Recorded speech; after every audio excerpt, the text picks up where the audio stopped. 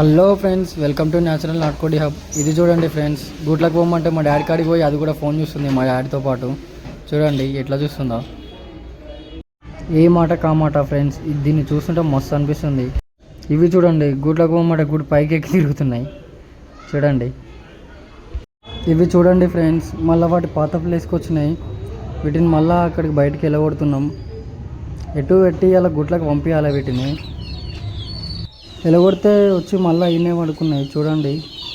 అసలు మస్తు ఇబ్బంది పెడుతున్నాయి. గూట్లకైతే అస్సలు పోతలేవు. చూద్దాం లాస్ట్ వరకు అసలు ఇప్పుడన్నా ఈ రోజైనా పోతాయా పోవా అనేది. చూడండి ఎలా కొడుతున్నా. ఇది ఒక్కరోజు గూట్లకు పోవడం అలవాటు అయితే వాటంతట అవే రోజు పోతాయి. ఈ ఒక్కరోజు కోసం మా ప్రయత్నం అంతా. అన్నీ ఒక్క కాడికైతే వచ్చేసినాయి. అవన్నీ గూట్లకు పోవాలని కొడతా ఉన్నాం, కానీ అస్సలు పోతలేవు. ఆ చెట్లకి ఈ చెట్లకి తిరుగుతున్నాయి. గూటి ముందు నిలబడుతున్నాయి కానీ గూట్లకైతే పోతలేవు చూడండి. ఒక గంట సేపు సతాయించినాయి ఫ్రెండ్స్. ఫైనల్గా చీకటైంది. ఈ చీకట్లనన్నా పోతాయా పోవా చూద్దాం. మీ అమ్మాయి ఇప్పటికి కూడా అస్సలు పోతలేవు.